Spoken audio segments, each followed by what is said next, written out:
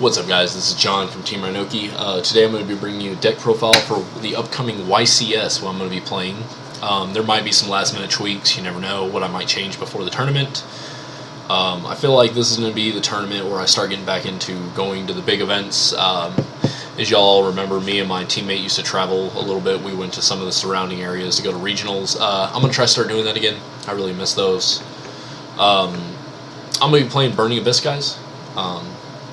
I really love this archetype, aside from how it just mills the deck down to leaving you nothing but what you need, your back row to protect you. Aside from that, I love the deck, I love the archetype, I'm a huge fan of the Divine Comedy. The Divine Comedy, guys, is not just Dante's Inferno, it's also his travels through Purgatory and Heaven, so I mean, I'll be kind of excited if they, pull stuff from all three of the stories of the Divine Comedy. Pardon me. But let's get started on the deck profile, guys. I'm running, of course, 3 Graph. He special summons from the deck when he goes to the graveyard. 3 Seer. 3 Seer, he special summons from the graveyard when he goes to the graveyard, except for himself, and Graph can't special summon himself. You can only get each of their effects once per turn, like all Burning Abyss. They can only get 1 effect per turn. So if you choose to special summon them from the hand, that's their effect for the turn. And then, like all Burning Abyss monsters, if they're another non-Burning Abyss monster out, and that includes face-down monsters, they blow up. But he can also special summon you back Dante, so a little loop there with him. Skarm. Skarm is, I guess, one of the more important ones.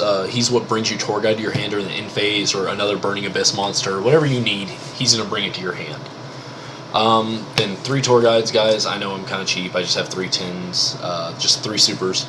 I'm not really a rarity whore, guys. I was on my Sylvans, and I still am. I love my Sylvans, and I would love to play them this YCS, but this just isn't their format. So, 3 of those, 3 Tour Guides. And what's cool about Tour Guide is when she comes out, she negates the effects of the monster, so they don't blow up.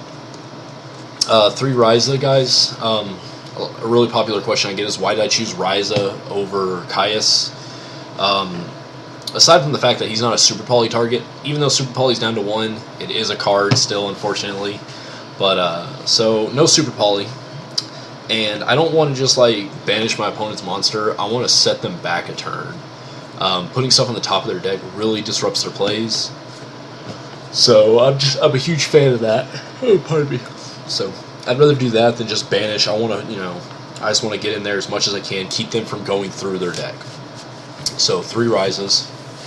Then I'm running 2 Mathematicians. I don't really feel like I need 3. I'm not saying 3 wouldn't be good. You really want to open with this in your first hand if possible. But, I mean, he's there when I need him, so I think he's fine at 2. And then 2 Shaddoll Dragons. When if I draw a Mathematician late in the game, I don't really need them for the Burning Abyss monsters anymore. They're already doing what they're doing and cycling through the deck. He's just kind of like an MST with these 2 guys out, so when he comes out, I just pitch one of these from the deck, and I blow up a back row card, so that's why I do that with him. A little fun fact, guys, I got into a little debate with some people last night. Apparently they've been getting cheated. Shaddoll monsters don't work as cost. So, if I mill him with Dante, Dante's mill is his cost. So, if he gets milled for Dante, his effect doesn't go off. If I discard this for Phoenix Wingwind Blast, it doesn't work. If you discard a Shaddoll monster for, or at least this one, for Super Poly, it doesn't get its effect. So, they don't work as cost. As to where the Burning Abyss, they never miss timing. That's 19 monsters, guys, so I'm close to that little 20-20 build everybody keeps running. I'm not quite doing that build. I could do it. I could just throw in 1 more Mathematician. I'd have 20 monsters and 20 back row. But it wouldn't be the same because I am running 3 spells, guys. 2 MSTs. People are maining anti-meta cards and stuff like that. Maining Defissure, maining Macro, maining Shadow Imprisoning Mirror. These are things that kind of hurt my deck a little bit, so I'd rather go ahead and be prepared and main the MSTs. even if I don't need them, I can just side them out after that matchup. Some decks I don't have to worry about back row, like Lightsworn. I can just take the MSTs out. They're not needed. Then I'm running one rank up. I was originally doing the build with 3, and then I was running 3 supply squads, and they made my bad hands that much worse. I mean, really, they would make them bad if I opened like 2 of these and, you know, some supply squads, no way to start kicking in the combos. So I'm just running the 1 rank up, guys. I don't feel like it's necessary in the deck. I don't even feel like you need it, but it's kind of nice if you just throw this down, throw out a Pallades, and then they're like, oh shit, you know. Pallades is still a card to get over. So I'm running the 3 spells. Onto my trap lineup, guys, I'm running triple breakthrough skill. It's breakthrough. I mean, even if I mill it with Dante, I can use it from the graveyard on my turn, negate some effects. Yeah. I'm running triple trap stun. So even if I need to stop some traps from going off or before I start my turn, I was running wiretap, but I feel like I just rather, and this is one of the things I loved about when I played Girgia Karakuri, is I could trap stun, and I just had free reign to do whatever I wanted. There's a few spell cards you got to worry about still, like Book of Moon, and Chalice has gotten really popular for negating effects. Because it's not a trap, it can't be wiretapped. But I'm a big fan of trap stun. I always will be. Because it locks their field, it locks their back row down for that turn. So yeah, then 1 compulse. I chose this over Book of Moon. Once again, setting my opponent back a turn. They summon a monster, I send it back to their hand. So they either have to resummon it or do something different, but it's like starting them over again on their monsters. 1 bottomless. It's bottomless, guys. I opted out of playing Solemn Warning. I just didn't feel like I needed it. But 1 bottomless. It's a great card. Triple Vanity's Emptiness, guys. This also kind of goes back into the trap stuns. I can play this on your turn, trap stun on my turn, not have to worry about your back row, and I get to special summon all I want for that turn and do whatever I want. So I can, you know, it just, whatever I need to do, I can do on my turn and have no fear and consequence of this leaving the field. I played a Tanuki player last night, and pretty much this card won it for me.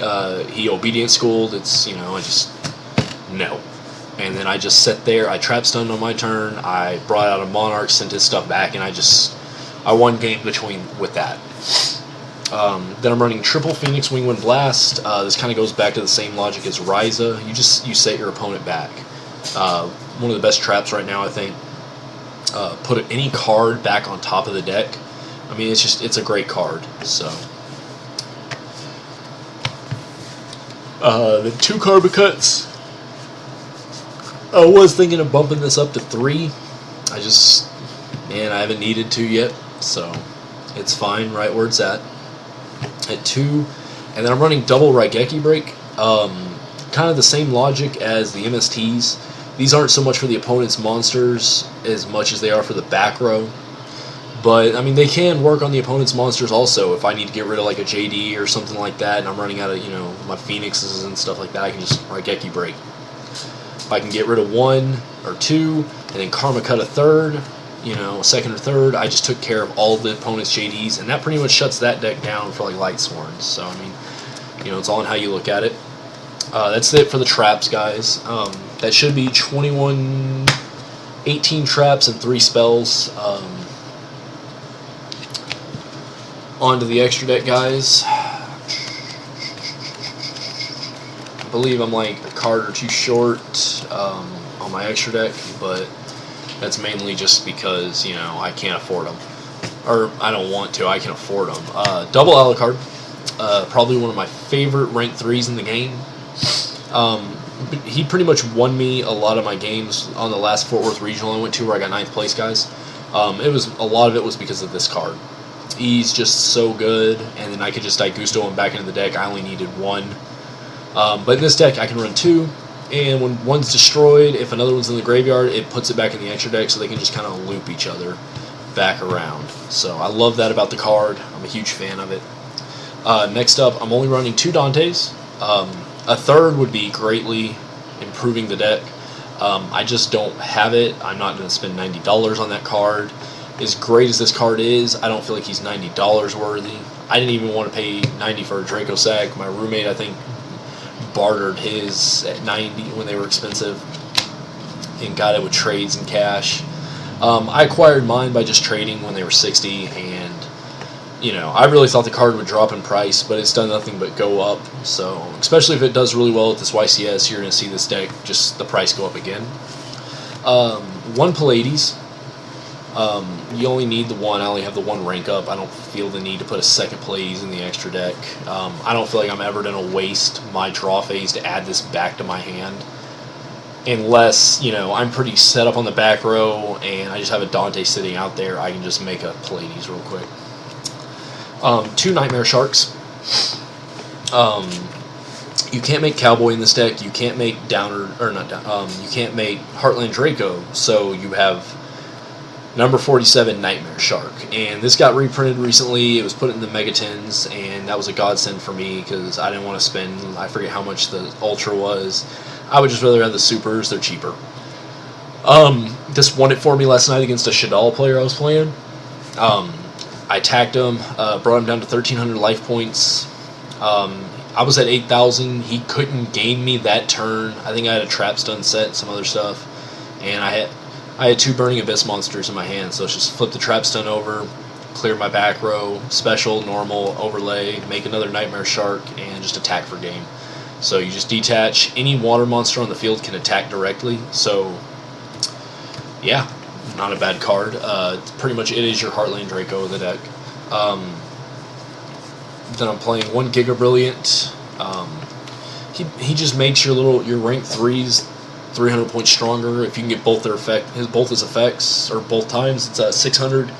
So I mean, he just makes things that much stronger for you, because most of the rank 3s aren't that strong. But you only need 1 of them. 1 Acid Golem, guys. Not really a fan of this card. In fact, it cost me a game last night because I forgot that when this thing is out, you can't special summon. So I went to rank up Magic my Dante while he was out, and he cost me the game because I basically burned myself for 8,000 because for 4 turns I had no way of getting rid of him. So, and then once he loses his materials, he can't attack. Double Downer Magician. I would love to run a 3rd. I just haven't picked one up yet. I might try to pick one up. I can just on my main phase 2 overlay it on top of like an Alucard Dante that's used up. So double Downered. 1 Fortune Tune. It can just stall till I get a this card can just stall till I get a better hand. And then when he goes back to the graveyard, he goes back to the extra deck, and I can put 2 level 3 monsters back into the deck. So really good card. 1 Leviair. Don't really feel like I'm ever going to need it. Don't feel like I'm ever going to summon it. This will probably come out if I get another Downered. But you never know. It's a good card. Then 1 Granosaurus, guys. I don't really find myself making him too much. Yeah, if I destroy an opponent's monster, I can deal an extra 1,000, and it was kind of cool, but I picked up my Nightmare Sharks, and I just really don't find myself making him, unless that was just me pushing for game. But, I mean, the odds are if I could do that, I could just attack direct with a Nightmare Shark. So that's it for the extra deck, guys. That's my 40-card deck with my 15-card extra deck. Let's go into my side deck, guys. 2 Mobius. Just a little extra back row hate I can throw in. I can kind of change up how the deck plays and put it a little more tribute focused for like some monarchs and stuff. But when he comes out, you can special or destroy up to 2 spell trap cards. Yeah, up 2. So come out, you can just pop some opponent's back row with them. And once again, he's not a super poly target, so I chose him again over Caius just for that reason, because he can't be super polyed. Then 2 Majesty's Fiends. Now the downside of this card, he's light, he's a super poly target. That is a huge problem. It's not as big and prevalent now that super poly is not at 3. But I mean, still there. And the reason I'm running these in my side deck is these are just 1 tribute beaters, negates all monster well, pretty much monster effects can't be activated, destroys back row. They're not coming from the extra deck, so in the Shadal matchup, they have to work a little harder with their limited hand to do what they can do. When Shadal Fusion, if you have a deck monster from the extra deck, they can send materials from their deck, which is kind of what this deck relies on. But I mean, by maining the 3 rises, and then I can throw these 4 monsters in there, I can shut down their effects and make it to where they can't use their deck with the Shadal Fusion. Then double Monarch Storm 4th. Pretty much just a busted card. You just play it, and then you get to tribute one of your opponent's monsters. So, like if you're playing hands, it's not tributing them. You can just tribute Pallades. If they have a Pallades, just play it and be like, okay, tribute your Pallades. I mean, they can chain the effect, but it's still your turn, and you just got rid of their 2,500 Pallades. So you can get rid of Winda that way. Whatever you need to do to get rid of, you can get rid of. And if you tribute them for like Majesty's Fiend, like the Winda or the Construct, when they hit the graveyard, that effect to add Shadal Fusion back to their hand doesn't go off. Because monster effects can't activate. Same if I tribute Dante, or if I tribute my opponent's Dante, things like that. So just a really good card. I use it a little bit depending on the matchup. Double Debunk. I can start banishing their extra deck monsters. I can banish just anything for Shadal's. Light Sworns. I just feel like Debunk's a really good card. It's kind of cool. I got like a German or French one right here. But yeah, I just feel like Debunk's a really good card right now, so I'm using 2 of those in my sideboard. 2 Chain Disappearance. This is kind of for the mirror match, and same for Debunk. Debunk will work in the mirror match. But Chain Disappearance, when my opponent summons, or when a monster with 1,000 attack or less comes out, you can Chain Disappearance it. And your opponent has to banish all from their hand and deck. Now you can also do that to Dante, which is the playmaker for a lot of the decks. So I could just Chain Disappearance their Dante, and oh, look what happened. All 3 of their Dantes just got banished, because it banishes the monster on the field too. And then you got to get the other 2 out of the extra deck. So really great card, guys. I hope it helps me in the mirror match. I haven't had many mirror matches yet, so I feel like I'll have them. Triple Mind Crush. If I play the mirror match, I can just start popping off those tour guides real quick. I feel like this card would do a lot of work in the mirror match. So, then 2 non-aggression areas.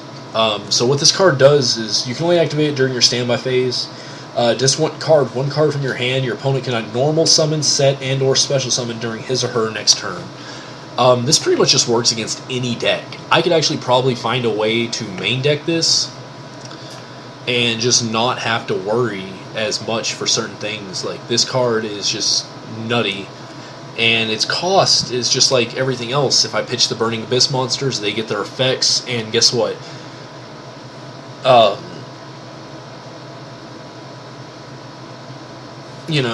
They can't play Yu-Gi-Oh! So, I mean, sure, they'll get 1 turn where they got to do things, but it's like, if I got this set on my next turn, I can just flip this over, and I can non-aggression area. Because it's got to be done during your standby phase. But your opponent's next turn, they can't do shit.